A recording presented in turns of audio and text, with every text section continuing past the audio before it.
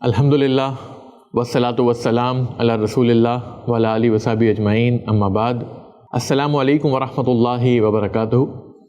مسلمانوں سے اکثر یہ سوال کیا جاتا ہے کہ مسلمان غیر مسلموں سے شادی کیوں نہیں کرتے، اور یہ سوال جو لبرلز ہیں، جو فری تھنکرز ہیں، آزاد اپنے آپ کو ہونے کا یا آزادی کا دعویٰ کرنے والے جو لوگ ہیں، وہ کہتے ہیں کہ یہ ریسٹرکشن کیوں ہے مسلمانوں میں، اتنی پابندی کیوں ہے۔ قرآن مجید میں اللہ تعالیٰ فرماتا ہے سورہ بقرہ کی آیت نمبر 221 میں، مشرک عورتوں سے شادی مت کرو۔ مشرک یعنی ایسی عورت جو غیر مسلم ہو، جو شرک کرتی ہو، جو بت پرستی کرتی ہو، مورتی پوجا کرتی ہو، مورتی کے آگے سر ٹیکتی ہو، جو اللہ کے علاوہ کسی اور کی بھی عبادت ساتھ میں کرتی ہو، تو ایسی عورت سے، مشرکہ سے شادی مت کرو جب تک کہ وہ ایمان نہ لے آئے، جب تک کہ وہ مسلمان نہ ہو جائے۔ اور پھر آگے اللہ تعالیٰ کہتا ہے اسی آیت میں کہ سلیو وومن یعنی جو غلام عورت ہے، جو داسی ہے، جو سلیو وومن ہے، غلام عورت ہے، وہ بہتر ہے اگر وہ ایمان والی ہے۔ تو چاہے تم کو اس کی بیوٹی، جو غیر مسلم ہے، اس کی بیوٹی، اس کی خوبصورتی تمہیں کتنا ہی اپنی طرف کھینچ رہی ہو، لیکن اس کے باوجود بھی ایک مومن عورت جو ہے، چاہے وہ داسی ہی کیوں نہ ہو، غلام عورت ہی کیوں نہ ہو، وہ تمہارے لیے بہتر ہے۔ آگے اللہ کہتا ہے اسی آیت میں کہ اپنی عورتوں کی شادی، اپنی بیٹیوں کی شادی، اپنی لڑکیوں کی شادی مشرک مرد سے مت کرو۔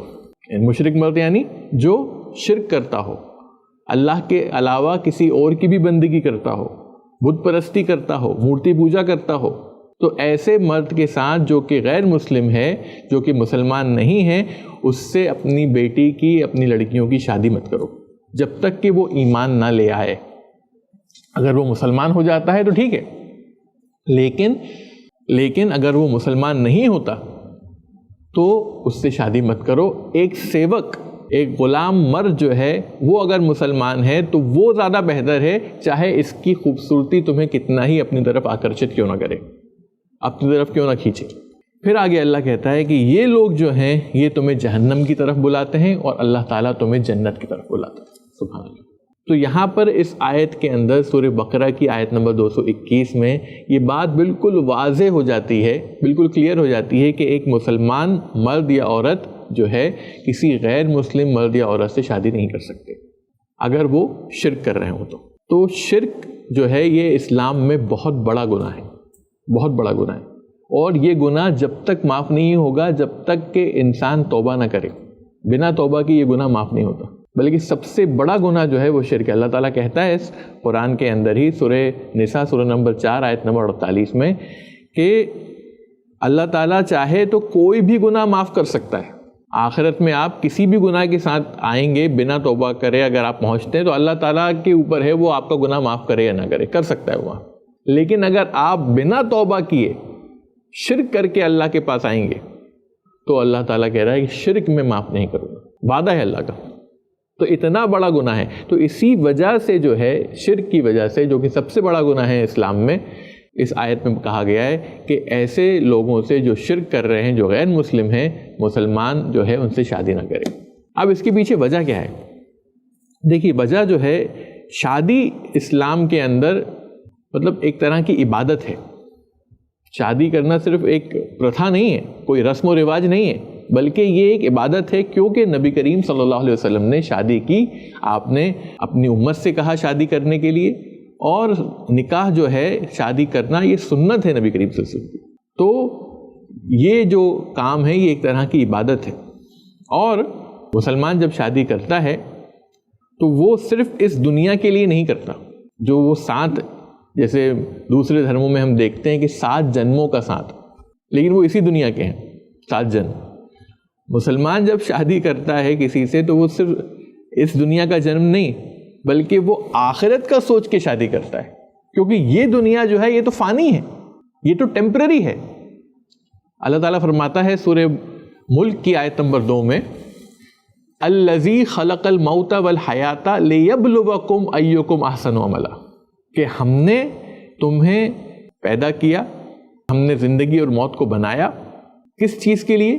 تاکہ تمہیں آزما سکیں، تمہارا امتحان لے سکیں کہ تم میں سے کون اچھے عمل کرنے والا ہے۔ تو یہ دنیا جو ہے یہ تو ایک ٹیمپرری جگہ ہے رہنے کی، اور یہ ایک آزمائش گاہ ہے، امتحان دینے کی جگہ ہے۔ تو یہ کتنی ٹائم کی زندگی ہے؟ 50 سال، 60 سال، 70 سال، 80 سال؟ بہت کم لوگ ہیں جو 100، 90، 100 پہ پہنچتے ہیں۔ تو یہ تو بہت چھوٹی لائف ہے۔ لیکن سلمان کہتا ہے کہ اس دنیا میں ہم ٹیسٹ دینے آئے ہیں، اور اس میں اگر ہم پاس ہو گئے تو ہم کہاں جائیں گے؟ جنت میں۔ اور جنت میں جب مسلمان جاتا ہے، اکیلا کون جنت میں جانا پسند کرے گا؟ وہ چاہے گا کہ میرے ساتھ میری فیملی بھی ہو، میری بیوی بھی ہو، میرے بچے بھی ہوں، میرے ماں باپ بھی ہوں۔ مثال کے طور پر اگر آپ کسی آفیشیل ٹور پہ ہل اسٹیشن جاتے ہیں اور آپ کو وہ جگہ پسند آتی ہے، تو آپ کیا چاہتے ہیں؟ اب میں دوبارہ اس جگہ پہ آؤں گا اپنی فیملی کے ساتھ، کیونکہ اس جگہ کا فل انجوائمنٹ اگر آپ کو لینا ہے تو وہ آپ اکیلے نہیں لے پائیں گے۔ جب تک کہ فیملی آپ کے ساتھ نہ ہو، آپ کی بیوی آپ کے ساتھ نہ ہو، آپ کے بچے آپ کے ساتھ نہ ہو، تب تک اس جگہ کا فل انجوائمنٹ آپ نہیں کر پائیں گے۔ اسی طرح جنت میں اکیلے کون جانا پسند کرے گا؟ اس لیے اللہ نے کہا کہ ہم تمہیں داخل کریں گے تمہاری فیملیز کے ساتھ، تمہارے بیوی اور بچوں کے ساتھ۔ تو ہمیں دعا کرنا چاہیے کہ اللہ تعالیٰ ہمیں داخل کرے جنت میں، اور ہمارے بیوی بچوں کو بھی ہمارے ساتھ رکھے وہاں پر، الحمدللہ انشاءاللہ۔ تو وہ جو زندگی ہے آنے والی، وہ ہمیشہ ہمیش کی زندگی ہے، وہ پرماننٹ لائف ہے ہماری وہاں پر۔ تو اگر ہم اس دنیا میں کسی غیر مسلم سے شادی کرتے ہیں تو کیا ہوگا؟ کہ اگر آپ واقعی میں اس سے محبت کرتے ہیں اپنی بیوی سے، اور وہ غیر مسلم ہے، اور آپ اس کو کہتے ہیں کہ ٹھیک ہے تم ایمان مت لاؤ اور تم غیر مسلم ہی رہو، شرک کرتی رہو، تو آپ ایز اے مسلم آپ کو یہ یقین ہوتا ہے کہ میں شرک نہیں کر رہا، تو انشاءاللہ اللہ تعالیٰ مجھے امید ہے مجھے اللہ سے کہ مجھے جنت میں داخل کرے گا۔ اور آپ کو یہ بھی یقین ہوگا کہ جو شرک پہ جس کا خاتمہ ہوگا، جس انسان کا بھی شرک پہ خاتمہ ہوگا، چاہے وہ مرد ہو یا عورت، وہ جنت میں نہیں جائے گا اگر وہ توبہ نہیں کرتا۔ تو یہ بھی یقین ہے آپ کو، اور یہ بھی یقین ہے کہ اللہ سے امید ہے آپ کو۔ تو اگر آپ پھر بھی اس عورت سے شادی کرتے ہیں اور یہ دعویٰ کرتے ہیں کہ آپ اس سے محبت کرتے ہیں، اور اس کی آخرت کی فکر آپ کو نہیں ہے، تو پھر یہ آپ کا جو دعویٰ ہے محبت کا، یہ کھوکھلا ہے۔ یہ جو دعویٰ ہے، یہ جو کلیم ہے آپ کا کہ آپ اس سے محبت کرتے ہیں، کیونکہ آپ کو خود پتہ ہے کہ یہ دنیا جو ہے یہ فانی ہے، اور ہمیشہ کی زندگی جو ہے وہ آخرت کی ہے، اور وہاں پر جو بھی شخص جس کا بھی خاتمہ شرک پہ ہوگا اور وہ توبہ نہیں کیا ہوگا، تو وہ پھر جنت میں نہیں جائے گا۔ تو یہ کیسی محبت ہے آپ کی؟ اگر آپ واقعی میں اس سے محبت کرتے ہیں تو آپ صرف اس کی اس دنیا کی فکر نہیں کریں گے، بلکہ آخرت کی بھی فکر کریں گے۔ آپ چاہیں گے کہ وہ جنت میں جائے، آپ کے ساتھ وہاں رہے، ہم دونوں مل کر کوشش کریں کہ ہم اپنی پوری فیملی کو وہاں لے کے چلے جائیں۔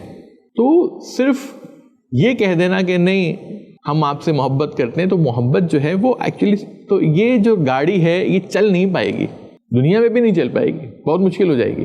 یا تو آپ کو اپنے دین سے کمپرومائز کرنا پڑے گا، یا پھر جو ہے یہ گاڑی جو ہے یہ آپ ایز اے مسلم اگر واقعی میں پریکٹسنگ ہیں اور آپ اسلام پہ چلنا چاہتے ہیں، اور آپ اپنی بیوی کو نہیں چلانا چاہتے یا اس کو ایسے ہی چھوڑ دینا چاہتے ہیں، تو پھر یہ زیادہ لمبا سفر طے نہیں کر پائے گی گاڑی۔ کیونکہ اگر آپ کسی گاڑی میں ایک سائیکل کا ٹائر لگا دیجیے اور ایک ٹرک کا ٹائر لگا دیجیے، بتائیے وہ چل پائے گی؟ وہ گاڑی نہیں چل پائے گی۔ تو آپ کو جو ہے سملر ٹائر ہی لگانا پڑیں گے، تب جا کے وہ گاڑی آگے بڑھے گی۔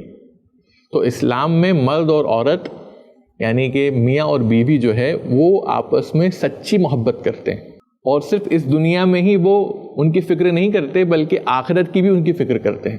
اس لیے اللہ تعالیٰ نے کہا ہے کہ مسلمان جو ہے وہ مسلمان سے ہی شادی کرے، غیر مسلم سے شادی کرنا اسلام میں ممانعت ہے، منع ہے، جب تک کہ وہ ایمان نہ لے آئے۔ اگر وہ ایمان لے آتے ہی ہے غیر مسلم عورت یا غیر مسلم مرد، تو پھر اس سے شادی کی جا سکتی ہے، اور اگر نہیں لاتی تو اللہ کہہ رہا ہے کہ وہ غلام عورت اور غلام مرد وہ بہتر ہیں، چاہے اس غیر مسلم عورت اور مرد کی خوبصورتی تمہیں کتنا ہی متاثر کیوں نہ کرے۔ تو یہ ریزن ہے اسلام میں کہ کیوں مسلمان غیر مسلم سے شادی نہیں کرتا، اور کیوں اسلام میں غیر مسلموں سے شادی کرنا منع ہے، اس کی اجازت کیوں نہیں ہے۔ امید کرتا ہوں اس سوال کا جواب ہوا۔ ایسے ہی اور ویڈیوز بنانے میں ہماری مدد کریں